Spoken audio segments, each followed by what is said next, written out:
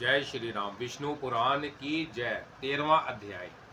गोपों द्वारा भगवान का प्रभाव वर्णन तथा भगवान का गोपियों के साथ रास क्रीड़ा करना।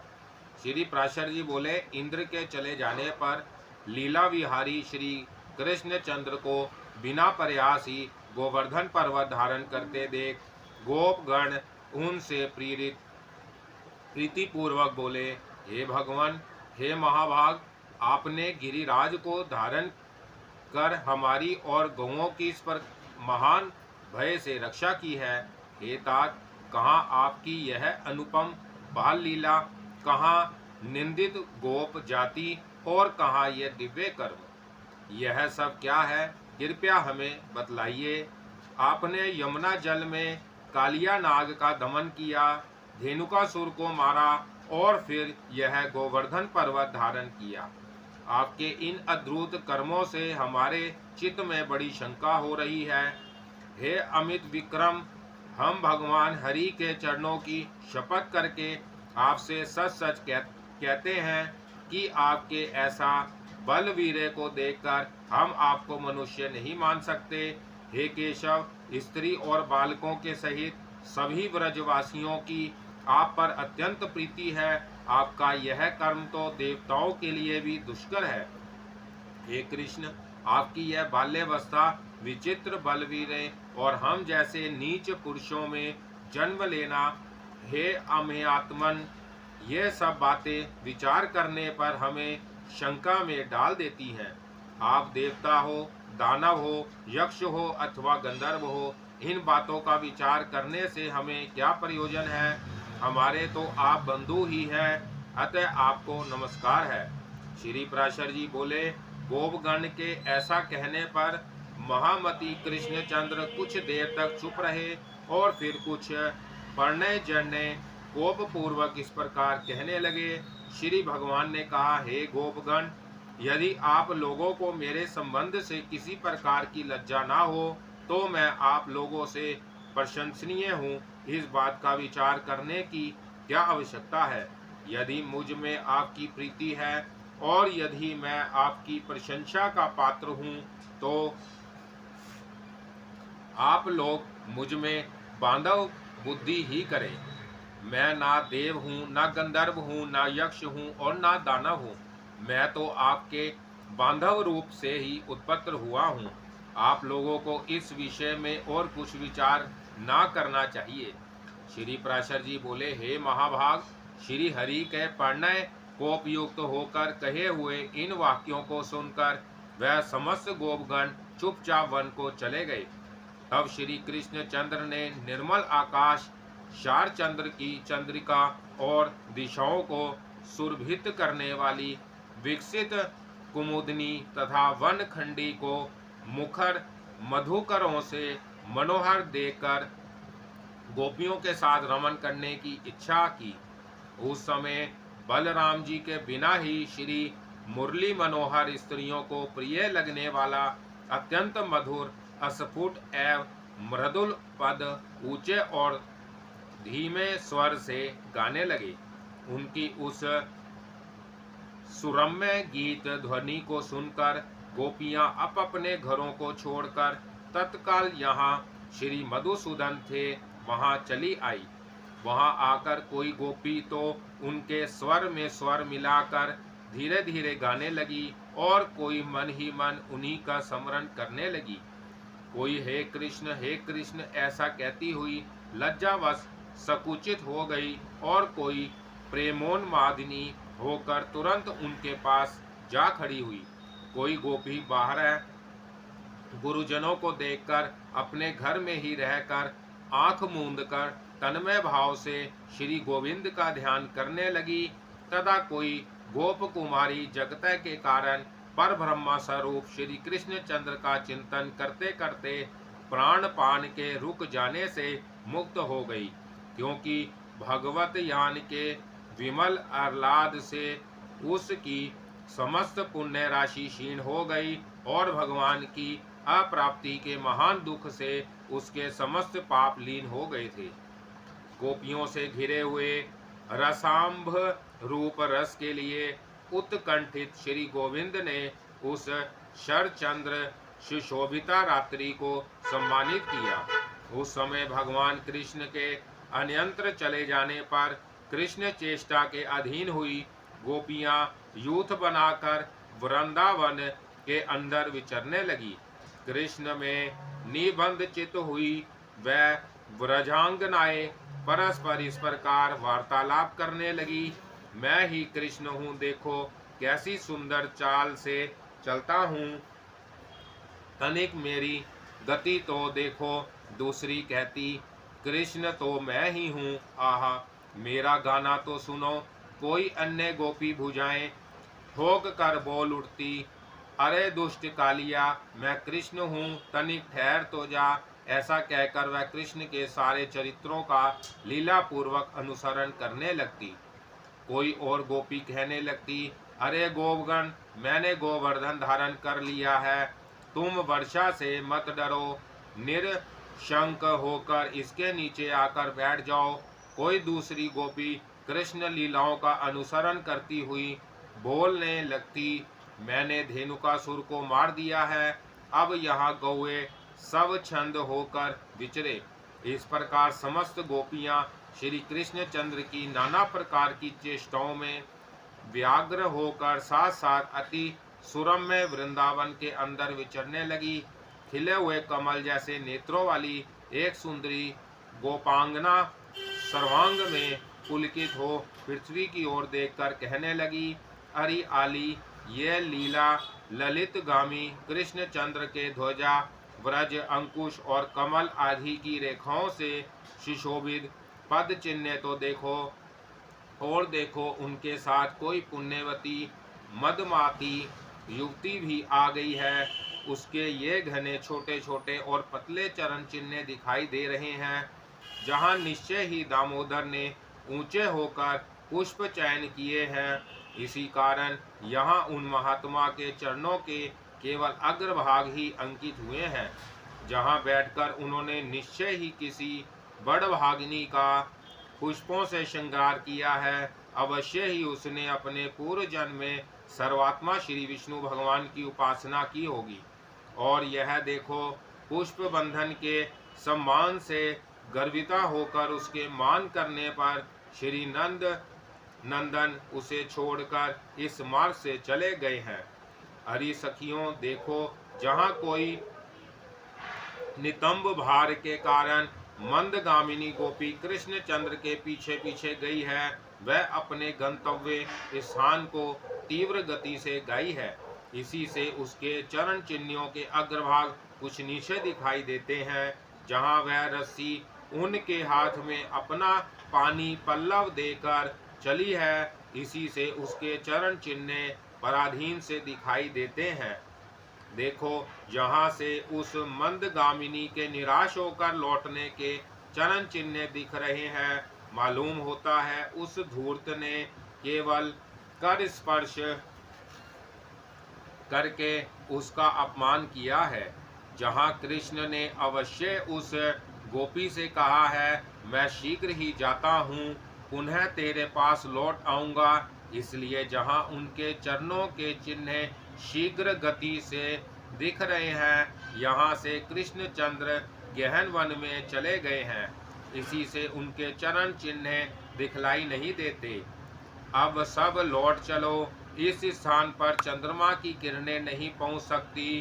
तदंतर वह गोपियां कृष्ण दर्शन से निराश होकर लौट आई और यमुना तट पर आकर उनके चरित्रों का गाने लगी। तब गोपियों ने प्रसत्र मुखविंद त्रिभुवन रक्षक लीला विहारी श्री कृष्ण चंद्र को वहां आते देखा। उस समय कोई गोपी तो श्री गोविंद को आते देखकर अति हर्षित हो केवल कृष्ण कृष्ण कृष्ण इतना ही कहती रह गई और कुछ ना बोल सकी। कोई अपनी भ्रभंगी से ललाट सिकोड़कर श्री हरि को देखते हुए अपने नेत्र रूप भ्रमरों द्वारा उसके मुख कमल का मकरंद पान करने लगी। कोई गोपी गोविंद को देख नेत्र मूंद कर उन्हीं के रूप का ध्यान करती हुई योगारूढ़ सी भासित होने लगी।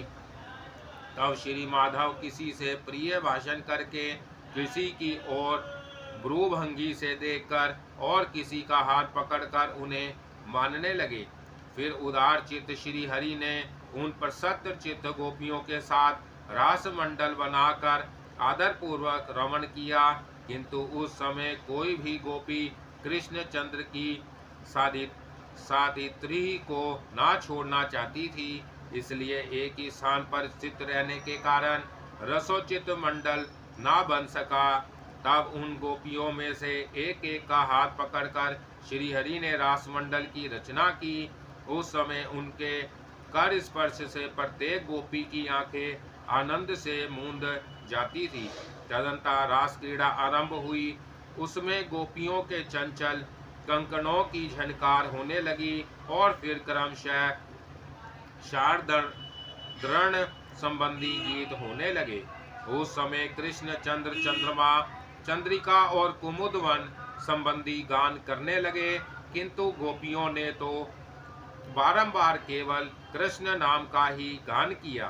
फिर एक गोपी ने नृत्य करते करते थक कर चंचल कंकण की झनकार से युक्त अपनी बहुलता श्री मधुसूदन के गले में डाल दी।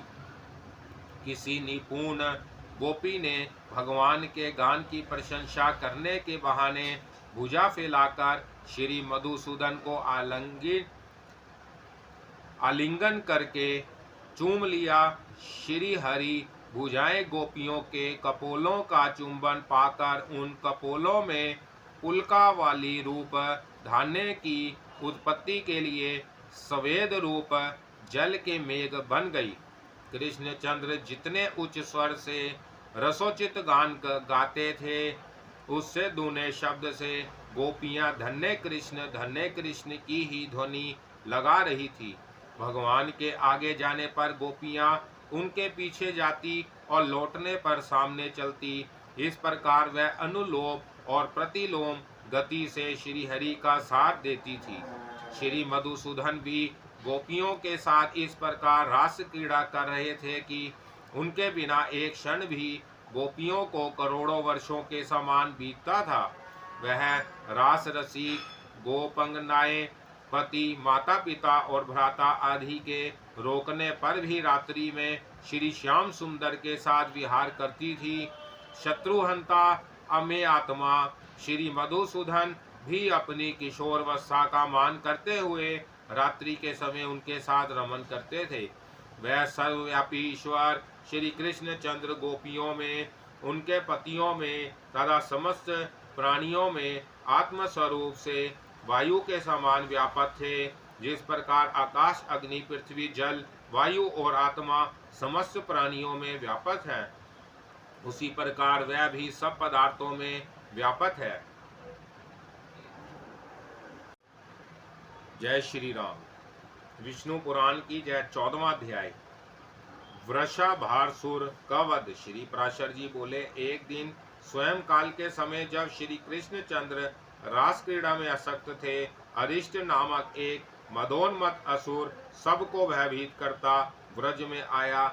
इस अरिष्टासुर की कांति सजल जलधर के समान कृष्णवर्ण थी। सींग अत्यंत तीक्ष्ण थे, नेत्र सूर्य के समान तेजस्वी थे और अपने खुरों की चोट से वह मानो पृथ्वी को फाड़े डालता था। वह दांत पीसता हुआ पुनः पुनः अपनी जीवा से ओटों को चाट रहा था। उसने क्रोधवश अपनी पूंछ उठा रखी थी तथा उसके सकंद बंधन कठोर थे। उसके ककुद और शरीर का प्रमाण अत्यंत ऊंचा एवं दुर्लभ था। पृष्ठभाग गोबर और मूत्र से लिथड़ा हुआ था तथा वह समस्त गौओं को भयभीत कर रहा था। उसकी ग्रीवा अत्यंत लंबी और मुख वृक्ष के खोखले के समान अति गंभीर था। वह वृषभ रूपधारी दैत्य गौओं के गर्भों को गिराता हुआ और तपस्वियों को मारता हुआ सदा वन में विचरा करता था। तब उस अति भयानक नेत्रों वाले दैत्यों को देखकर गोप और गोपनाएं भयभीत होकर कृष्ण कृष्ण पुकारने लगी। उनका शब्द सुनकर श्री केशव ने घोर सिंहनाद किया और ताली बजाई। उसे सुनते ही वह श्री दामोदर की ओर फिरा। दुरात्मा वृषासुर आगे को सींग करके तथा कृष्णचंद्र की कुशी में दृष्टि लगाकर उनकी ओर दौड़ा, किंतु महाबली कृष्ण वृतासुर को अपनी ओर आता देख अवहेलना से लीला पूर्वक मुस्कुराते हुए उस स्थान से विचलित ना हुए। निकट आने पर श्री मधुसूदन ने उसे इस प्रकार पकड़ लिया जैसे ग्राहक किसी शूद्र जीव को पकड़ लेता है, तथा सींग पकड़ने से अचल हुए उस दैत्य की कोख में घुटने से प्रहार किया। इस प्रकार सींग पकड़े हुए उस दैत्य का दर्प भंग कर भगवान ने अरिष्टासुर की ग्रीवा को गीले वस्त्र के समान मरोड़ दिया। तदंतर उसका एक सींग उखाड़ कर उसी से उस पर आघात किया, जिससे वह महादैत्य मुख से रक्त वमन करता हुआ मर गया। जंब के मरने पर जैसे देवताओं ने इंद्र की स्तुति की थी, उसी प्रकार अरिष्टासुर के मरने पर गोपगण श्री जनार्दन की प्रशंसा करने लगे। 15वां अध्याय। कंस का श्री कृष्ण को बुलाने के लिए अक्रूर को भेजना। श्री पराशर जी बोले, वृषभ रूपधारी अरिष्टासुर, धैनुक और प्रलंब आदि का वध, गोवर्धन पर्वत का धारण करना, कालिया नाग का दमन, 2 विशाल वृक्षों का उखाड़ना, पूतना वध तथा शकट का उलट देना आदि अनेक लीलाएं हो जाने पर एक दिन नारद जी ने कंस को यशोदा और देवकी के गर्भ परिवर्तन से लेकर जैसा जैसा हुआ था वह सब वृतांत क्रमशः सुना दिया। देवदर्शन नारद जी से यह सब बातें सुनकर दुर्बुद्धि कंस ने वासुदेव जी के प्रति अत्यंत क्रोध प्रकट किया। उसने अत्यंत कोप से वासुदेव जी को संपूर्ण यादवों की सभा में डांटा तथा समस्त यादवों की भी निंदा की और यह कार्य विचारने लगा, ये अत्यंत बालक राम और कृष्ण जब तक पूर्ण बल प्राप्त नहीं करते हैं तभी तक मुझे इन्हें मार देना चाहिए, क्योंकि युवावस्था प्राप्त होने पर तो ये अजय हो जाएंगे। मेरे यहाँ महावीरशाली चनूर और महाबली मुष्टिक जैसे मल्ल हैं। मैं इनके साथ मल्ल युद्ध कराकर उन दोनों दुर्बुद्धियों को मरवा डालूंगा। उन्हें महान धनुर्यज्ञ के मिस से ब्रज से भुलाकर ऐसे ऐसे उपाय करूंगा जिससे वह नष्ट हो जाए। उन्हें लाने के लिए मैं श्रफल्क के पुत्र यादव श्रेष्ठ शूरवीर अक्रूर को गोकुल भेजूंगा। साथ ही वृंदावन में विचरने वाले घोर असुर केशी को भी आज्ञा दूंगा, जिससे वह महाबली दैत्य उन्हें वही नष्ट कर देगा। अथवा वह दोनों वासुदेव पुत्र गोप मेरे पास आ भी गए तो उन्हें मेरा कुवल्या पीड़ हाथी मार डालेगा। श्री पराशर जी बोले, ऐसा सोचकर उस दुरात्मा कंस ने वीरवार राम और कृष्ण को मारने का निश्चय अक्रूर जी से कहा। कंस बोला, हे दानपते, मेरी प्रसन्नता के लिए आप मेरी एक बात स्वीकार कर लीजिए। यहाँ से रथ पर चढ़कर आप नंद के गोकुल को जाइए। वहाँ वासुदेव के विष्णु अंश से उत्पन्न 2 पुत्र हैं। मेरे नाश के लिए उत्पन्न हुए वह दुष्ट बालक वहाँ पोषित हो रहे हैं। मेरे यहाँ चतुर्दशी को धनुष यज्ञ होने वाला है, अतः आप वहाँ जाकर उन्हें मल्ल युद्ध के लिए ले आइए। मेरे चनूर और मुष्टि नामक मल्ल युगम युद्ध में अति कुशल है। उन दोनों के साथ मेरे इन पहलवानों का दंड युद्ध यहाँ सब लोग देखें। अथवा महावत से प्रेरित हुआ कुवल्या पीड़ नामक गजराज उन दोनों दुष्ट वासुदेव पुत्र बालकों को नष्ट कर देगा। इस प्रकार उन्हें मारकर मैं दुर्मति वासुदेव, नंद गोप और इस अपने मंदमती पिता उग्रसेन को भी मार डालूंगा। तदंतर मेरे वध की इच्छा वाले इन समस्त दुष्ट गोपों के संपूर्ण गोधन तथा धन को मैं छीन लूंगा। हे दानपते, आपके अतिरिक्त ये सभी यादवगण मुझसे देश करते हैं, अतः मैं क्रमशः इन सभी को नष्ट करने का प्रयत्न करूंगा। फिर मैं आपके साथ मिलकर इस यादवहीन राज्य को निर्विघ्नता पूर्वक भोगूंगा। अतः हे वीर, मेरी प्रसन्नता के लिए आप शीघ्र ही जाइए। आप गोकुल में पहुंचकर गोपगणों से इस प्रकार कहें, जिससे वह महिषिया, धृत और दधि आदि उपकारों के सहित शीघ्र ही यहाँ आ जाएं। श्री पराशर जी बोले, हे द्विज, कंस से ऐसी आज्ञा पा महाभागवत अक्रूर जी, कल मैं शीघ्र ही श्री कृष्ण चंद्र को देखूंगा। यह सोचकर अति प्रसन्न हुए माधा प्रिय अक्रूर जी राजा कंस जे जो आज्ञा कह एक अति सुंदर रथ पर चढ़े और मथुरापुरी से बाहर निकल आए। 16वां अध्याय केशीवध। श्री पराशर जी बोले, हे मैत्रेय, इधर कंस के दूत द्वारा भेजा हुआ महाबली केशी भी कृष्णचंद्र के वध की इच्छा से वृंदावन में आया। वह अपने खुरों से पृथ्वी तल को खोदता, ग्रीवा के बालों से बादलों को छित्र भित्र करता तथा वेग से चंद्रमा और सूर्य के मार्ग को भी पार करता गोपों की ओर दौड़ा। उस अश्वरूप दैत्य के हिनहिनाने के शब्द से भयभीत होकर समस्त गोप और गोपियां श्री गोविंद की शरण में आए।